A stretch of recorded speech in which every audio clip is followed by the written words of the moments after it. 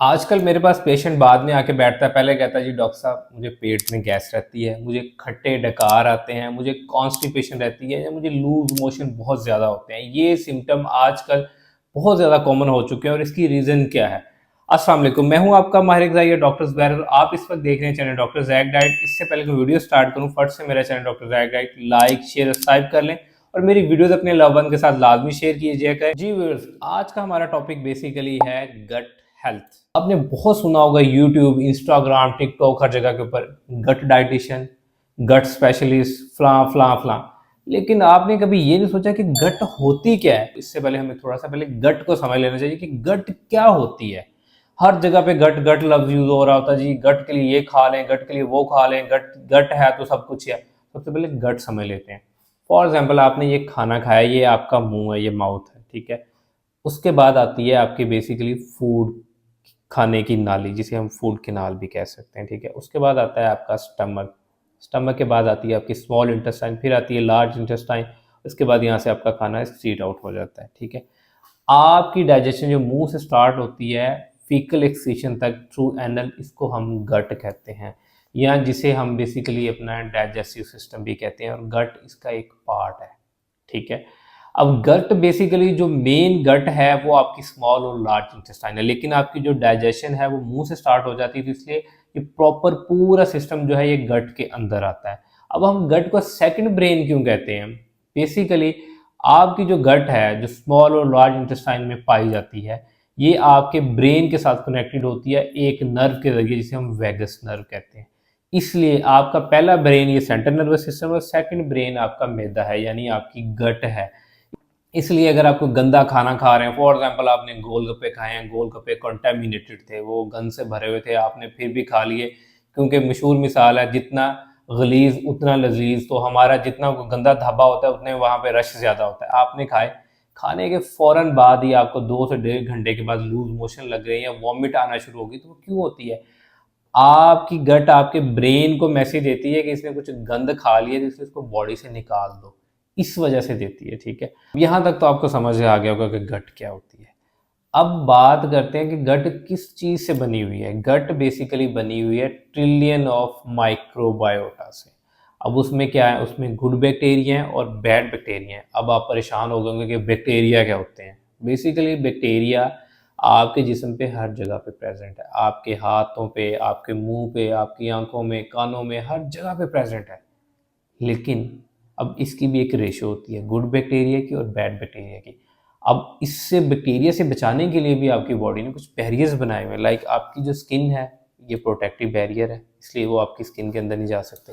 लेकिन अगर आपके वो जो बेसिकली लार्ज इंटेस्टाइन है उसके अंदर प्रेजेंट है, तो हम उसको गुड और बैड का नाम क्यों दे रहे हैं? बेसिकली उसकी एक स्पेसिफिक रेशो होती है। फॉर एग्जांपल, आपकी बॉडी में अगर 85% गुड बैक्टीरिया प्रेजेंट है, इस मीन कि आपकी गट हील है। अगर उसकी रेशो 85 से कम होगी और बैड बैक्टीरिया जिसकी रेशो 15% है वो ज़्यादा होगी, तो इस मीन डैट आपको पेट में गैस होगी, आपको ब्लोटिंग होगी, आपको खट्टे डकार आएंगे, आपका पेट ख़राब रहेगा, आपको कॉन्स्टिपेशन होगी, आपको लूज मोशन लगेंगे और आपकी इम्यूनिटी सप्रेस हो जाएगी।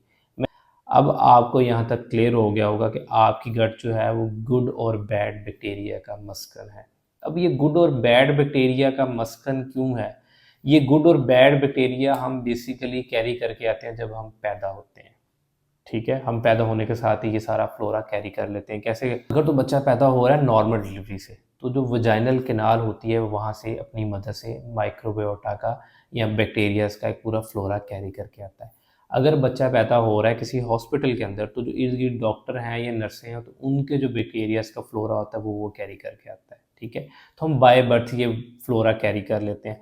बट इस फ्लोरे को मेंटेन करने के लिए हमें कौन से खाने खाने चाहिए या क्या चीज़ें चाहिए होती हैं, वो वक्त के साथ साथ तय होती हैं।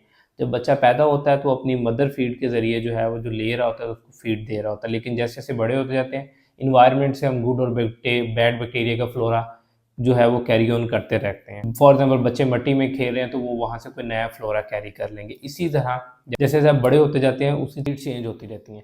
जाहिर है वहाँ पे जो गुड और बैड बैक्टीरिया रह रहे हैं उनकी कोई फीड भी तो होती होगी। बचपन में तो हम मदर फीड्स ले ली। बेसिकली जो आपके गट माइक्रो फ्लोरा है उसकी जो फीड है वो बेसिकली दो तरह की है, प्रोबायोटिक्स एंड प्रीबायोटिक्स।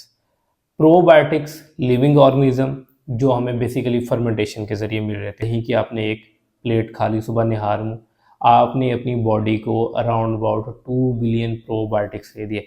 अब आप सोच रहे होंगे मैंने इतने ज़्यादा प्रोबायोटिक्स सारे अब्जॉर्ब हो जाएंगे, नहीं होंगे, इसमें से कुछ होंगे, कुछ आपके फी के जरिए निकल जाएंगे।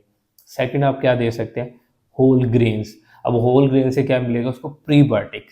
प्रो आपने दही से दे दिया, होल ग्रेन में क्या ले लें, होल ग्रेन में आप गंदम जौ की रोटी ले लें, वो दे सकते हैं। आते हैं नेक्स्ट स्नैक के तौर पे क्या लेना चाहिए, स्नैक के तौर पे आप 2 अनराइप बनाना ले सकते हैं। अनराइप बनाना के अंदर एक कंपाउंड होता है इनोलिन, जो आपकी गट को फीड करता है और आपकी गट के लिए बहुत ज़रूरी है। आपने सेकंड गट को फिर फीड दे दी और हेल्दी फूड भी ऐड कर दिया। लंच की तरफ, तो लंच में आप क्या ले सकते हैं, लंच में आप ग्रीन लीफी वेजिटेबल्स का एक बाउल बनाएं। अगेन उससे आपकी बॉडी को फाइबर मिलेगा और फाइबर आपकी गट की फीड है। उसके साथ 3 टेबलस्पून योगर्ट ऐड कर लें और यहाँ से भी आपने अपनी गट को फीड करवा दिया। अब आते हैं अगेन अपने डिनर की तरफ। तो डिनर में आप अपनी गट को फीड रोटी के ज़रिए करवा सकते हैं। रोटी भी आपकी गट के लिए बहुत अच्छी है। रोटी के अलावा अगर इसके साथ आप मशरूम ऐड कर लें, मशरूम में अच्छी अमाउंट में फाइबर होता है, आपकी गट के लिए हेल्दी है। फलीदार सब्जियां आपकी गट के लिए हेल्दी हैं, दालें आपकी गट के लिए हेल्दी हैं। ये सारे सोर्सेज आपकी गट के लिए हेल्दी हैं। आपकी गट को कौन सी चीज़ें ख़राब करती हैं, अब इस चीज़ की तरफ आ जाते हैं। चीनी से बनी हुई प्रोडक्ट्स, यानी कि आप इसमें अगर आप अपनी बॉडी को एक्सेसिव शुगर दे रहे हैं तो जितने भी बैड बैक्टीरियाज हैं वो फीड करते हैं शुगर्स के ऊपर। अगर आप चीनी ज़्यादा खा रहे हैं, आप मुरब्बों का ज़्यादा इस्तेमाल कर रहे हैं, आप जैम जेली ज़्यादा ले रहे हैं, आप मार्जरीन ज़्यादा खा रहे हैं या ट्रांस फैट ज़्यादा ले रहे हैं, तो ये सारे आपकी गट को डैमेज करते हैं। तो आपने गट को डैमेज से बचाना है, गुड बैक्टीरियाज को ऊपर लेके आना है, जिससे आपकी अगर गट हेल्दी है तो आपकी ओवरऑल इम्यूनिटी हेल्दी है। होप कि इस इतनी डिटेल वीडियो के बाद आपको गट का कॉन्सेप्ट क्लियर हो चुका होगा। मैं इसके साथ मैंने आपको एक जनरलाइज प्लान भी दे दिया आपके गट के लिए।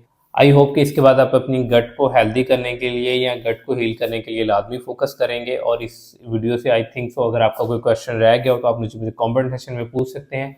और मोर फिर वीडियोस के लिए मेरा channel doctor Jack diet like share और सब्सक्राइब करते रहा करें। अगर आप मुझसे कस्टमाइज्ड डाइट प्लान लेना चाह रहे हैं तो मेरा नंबर नीचे डिस्क्रिप्शन में मेंशन है, आप मुझसे भी कस्टमाइज्ड डाइट प्लान ले सकते हैं। Thank you so much.